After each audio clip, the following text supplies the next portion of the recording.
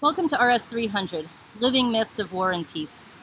This is a religious studies class that will take as its object of study American history, the history of the nation, of Americans' ideological commitments, of national self-understanding, of the stories that we tell ourselves about ourselves in terms of our ostensibly shared ideals. We'll look at the United States through the lens of religious studies, which means that we'll be looking at meaning, value, and purpose. We'll be looking at ideals and how those ideals have been created, challenged, changed, shared, perpetuated, reimagined. After our opening unit on religious studies, on myth, and what I mean by that, each future unit will be organized according to eras of American military involvement, according to eras of war. And you can ask, it's a real question, why war? If we want to understand who we are as a nation, diverse but collected into a single unified national body, a culture, if we want to understand something about the stories that we have told about ourselves, why focus on war? There are different ways to do it, for sure. But war offers a particular window, an angle that grants access to a great deal of the story in a very focused way. America is a martial nation since the beginning, since before the beginning. Built in many ways on a belief in redemptive violence, on the notion that we can gain through violence, that our future can be redeemed through violence. Our ideals and our sense of self are wrapped up with this, with our martial past and present, and wrapped up with a commitment to fight. So that founder Thomas Paine could say, if there be troubles, let them be in our times, that our children might know peace. Right? This notion that we can fight for what's right, establish justice, and grant that to future generations. And this notion didn't end with the founders. It continues through today, so that Lin-Manuel Miranda's Hamilton can say, I will lay down my life if it sets us free. And say it to his just-born child, we'll bleed and fight for you. We'll make it right for you. If we lay a strong enough foundation, we'll pass it on to you. This story and the sentiment that it conveys has clearly resonated with the American people. Since the revolutionary time, when we became a nation, the U.S. has been at war for most of its history. Over 90% of the time that we've spent as a nation, we've been embattled. And we are currently nearly 2 decades, just about 2 decades, into the longest standing military campaign in American history. And yet, 42% of Americans don't know that we're still at war in Afghanistan. And what this says to me, what it suggests to me, is that we could use a little self-understanding, a little situational awareness when it comes to war. As a nation, we have some pretty significant blind spots with respect to our martial heritage, the martial component of our worldview. And this class will endeavor to fill some of those gaps. It'll try to make each one of us more situationally aware, each one of us more self-reflective about our own civic polity, to make each of us better citizens. That's the goal. It's a bit of a civics class. To be clear, I have no preset ideological agenda here.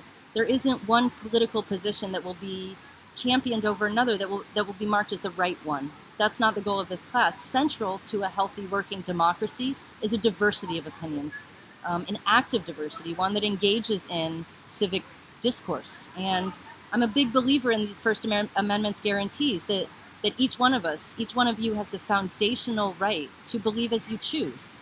And we'll be talking a lot about beliefs, about American exceptionalism, about manifest destiny, about liberty and justice for all, about the truths we hold to be self-evident. And so we begin here with what's called the phenomenological perspective. This is a stance that religious studies as a field of study has developed for looking at beliefs, at worldviews, from a more or less objective angle.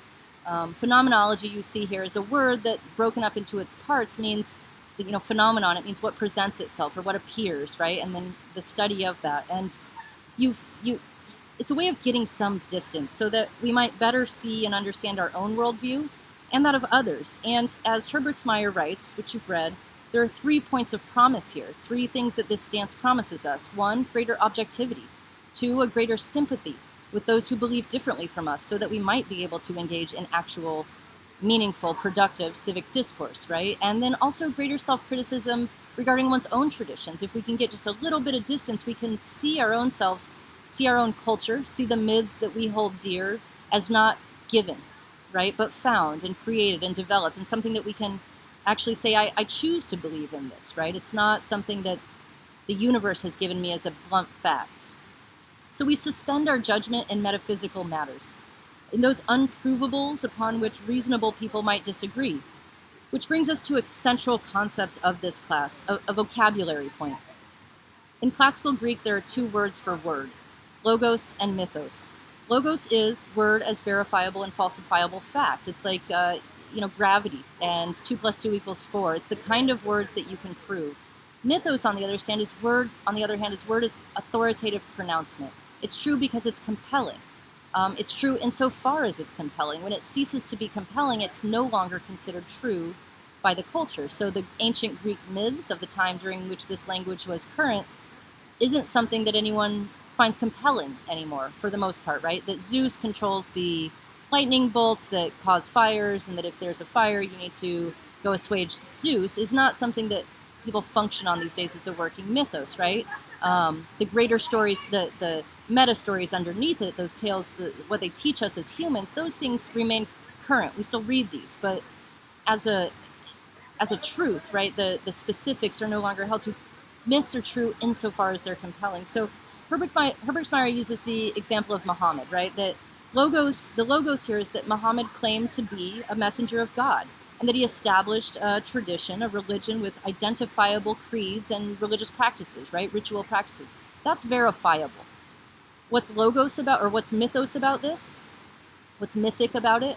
What's not verifiable is that Muhammad actually did receive revelations from God, that he actually was the seal of the prophets, and that human souls exist and are answerable to that God, right? That is true insofar as it's compelling, and it's centrally true to a great deal of people, but it's not true to those to whom it's not compelling, right? Metaphysical truths or mythic truths are self-authenticating to those to whom they are true. The entire world shows their truth. If I believe that truth is beauty, the entire world will show me that. If I believe that justice is important, the entire world will show me that. But if I don't believe it, if I think sunsets aren't beautiful, you're not going to convince me of that through logical argument, through a logos-related argument. So this class will follow the logos of America's national development as a way to get at and attend to its mythos. We'll follow history, facts of what happened and what was recorded, but we're working to look rather at what has compelled people, what their motivations were based on. When you hold truths to be self-evident, you're in the realm of mythos, right? You're saying this isn't about whether or not it can be proven. I hold these things to be self-evident. Liberty and justice are important. That's a myth, right? It's not true because it's provable or verifiable, but because it's compelling. If we accept that liberty and justice are important, then that all people are created equal, endowed by their creator with certain inalienable rights to life, liberty, and the pursuit of happiness, then we have to ask, is there liberty? Is there justice? Do all people enjoy those rights? The myth becomes the measure according to which we determine the truth of the logos, of our verifiable words and deeds, right? Perfect or complete objectivity here is impossible, right? We're humans, after all. But practicing a stance of sympathetic detachment, however provisionally, is how we endeavor to see the world as others see it, and to see our own beliefs as others see them. The goal, is not conversion, that's not the point, but rather an appreciation of diversity, of the nuances of worldviews that we don't share, and don't ever intend to. But to get at a direct encounter with diversity, we have to imagine the world through the perspective of others. Putting on the virtual reality helmet, as Herbrechtsmeier calls it, that allows us to understand others, to engage more generously and productively in civic discourse. The point is not conversion to one or another worldview, but putting on that virtual reality helmet does leave us open to the possibility of change. It does allow us to see in a different way. So in the next lecture, I will run through some of Doty's insights regarding myth, and to bring us to a clear sense of how we'll understand and approach myth throughout the rest of the semester, living myths, as we see them enlivened and infleshed by the history of the United States.